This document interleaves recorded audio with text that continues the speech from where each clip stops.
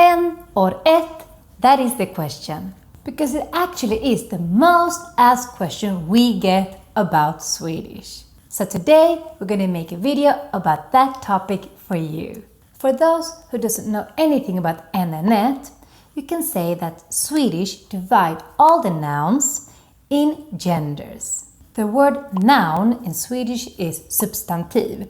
So basically all the substantive in Swedish can be either en or ett. These two are the Swedish genders, en or ett. For example, en bil, a car, or ett äpple, an apple. So these articles, en and ett, kind of works a little bit like the English a and an. But in English you have more rules, so you can know when you should put a and an. This is not the case in Swedish, and this is why it's so confusing. So in advance, I want to apologize for my language, for making this en and ett so complicated for you. So what you basically need to do is to memorize by heart if the word is an en or an ett word. It can take some time, but normally after a while, people studying Swedish learn this by heart. And if you don't, it's not the end of the world either. Because you will be able to communicate even if you say en äpple instead of ett äpple, which is the correct version. You can compare this with English. People will still be able to understand you even if you say a apple instead of an apple, right? Well, same thing with en and ett. You will still get your apple. Maybe you will sound a bit weird, but Swedes will understand you. So even if it's good to learn the difference between en and ett, don't panic. But since you came here today to learn about en and ett, we're still going to give you some tips and hacks that will help you to remember if a word is an en or an ett word.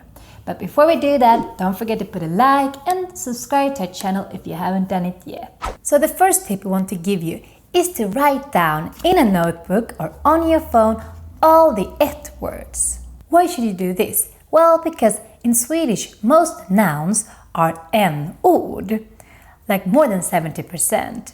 And you can learn all the en-ord, but what you can do instead is to learn the ett-ord, because there are not so many. So maybe have a little ett book where you write down all your ett words. It's a really good tip that some of our students do, and it really helps them to remember these ett words by heart. This is a list that we wrote about some of the most common ett words that we find very useful, but you should also find and write down those that you find the most useful. So again, create an ett book, this is min ett bok, where you put down all the ett words that you like and put it close to your bed. So every morning when you wake up, you look at your ett words, and every night before going to bed, you also look at your ett words. This is a way to remember them, because remember, there's no rules, you just need to learn them by heart.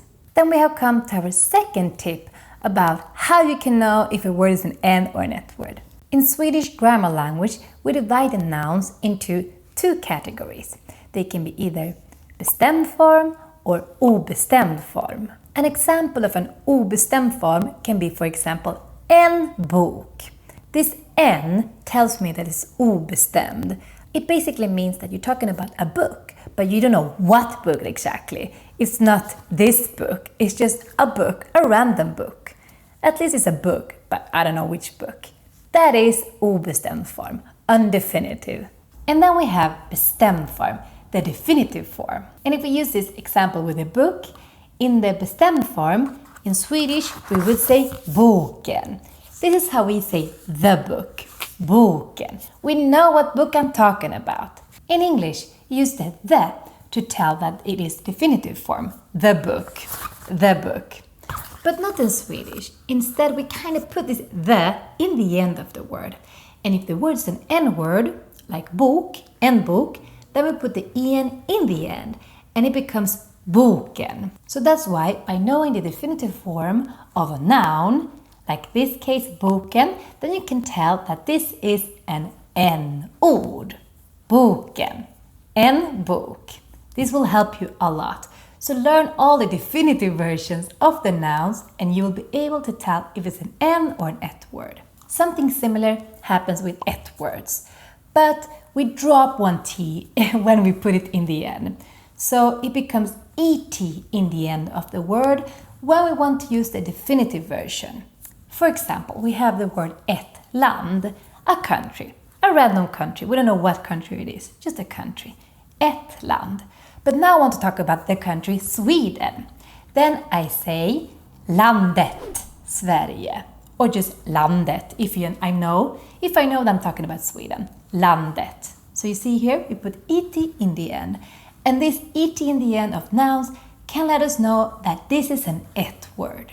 Normally this en ending or et ending after the word happens when we have a word ends with a consonant. For example, in this word, en bok.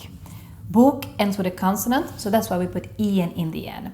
But if it's a word, an n word, that ends with a vowel instead, for example, en skola, then we just put an n in the end. Not en, just n. But this n in the end, or en in the end, can still tell us that it's an n word. We don't have any t's here. And for et words, same thing here. If it ends with a vowel instead of a consonant, then we just put a t in the end. But you can still see the t, and that's what can guide you that this is an et word. Let's move on. Our third tip to know if it's an n or et word is that you should look at the adjectives. Because in Swedish the adjective conjugate depending if it's referring to an n or an et word. And for those who doesn't know so much about grammar, an adjective is basically a word that describes an item or a thing. For example, the word nice. The word for nice in Swedish can be many different words, but one word is fin. Fin. I can, for example, say en fin bok, a nice book. Then I just leave it like it is. I don't put anything. We don't conjugate it. But if I talk about something that is an et word, then I need to say fint. I need to put a t in the end. For example, if I talk about Swedish, ett fint språk, a nice language. Språk, language, is an et word, so that's why we need to conjugate the adjective. And it becomes fint with a t in the end. So if you read a text and you come across this t in the end of an adjective, then you can kind of tell that they're referring to an et word. Sometimes you see the et word as well, ett fint språk, but sometimes you can just see the adjective. And here, this can guide you a lot. More examples of this. Ett roligt jobb, a fun job. Or jobbet är roligt. If you see here, we have the t's everywhere. Jobbet är roligt. Jobb is definitely an et word. Or if we have an n-ord, en rolig bok, a fun book. Or boken är rolig. The book is fun. Here we don't have any t's, so we're referring to an n-word. So again, adjectives can help you a lot. There are some special adjectives that don't conjugate this way, but they're irregular, they are special ones. Normally, this is the rule. The t in the end for the adjective refer to an et word, and no t in the end refer to an n word. You can also see this pattern with n and et in interrogative words, basically words that you use to create questions. For example, I can ask, vilken är din favoritfilm? What is your favorite movie, or which is your favorite movie? So here I use vilken and not vilket, because film is an n-ord, en film. So I need to use vilken. Vilken är din favoritfilm? But if you have instead an et word you're referring to, then I need to use vilket if I ask a question. Vilket är ditt favoritord på svenska? What is your favorite word in Swedish? Ord, word, is an et word. So that's why we use vilket.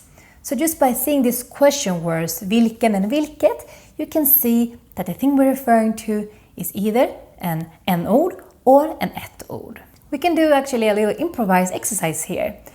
Write down in the comment section below what your favorite word is in Swedish. Vilket är ditt favoritord på svenska? And try to use the article when you write it down. So put either en if it's an n-ord and et if it's an et-ord. So you can also practice this. For example, you can say en glass, an ice cream. That's my favorite word. Write it down if it is your favorite word.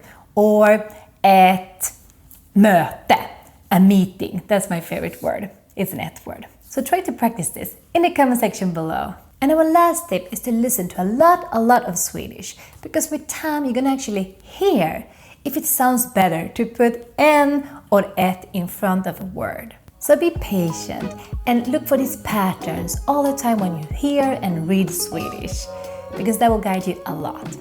And remember, if you mess up, don't worry about it. Swedish people should be able to understand you anyway. And if they don't, they have a problem, because a normal Swede would be able to understand you. So that was it for today's video. Hope you like it, and don't forget to write down your favorite word in the comment section below with the en and et word in front of it.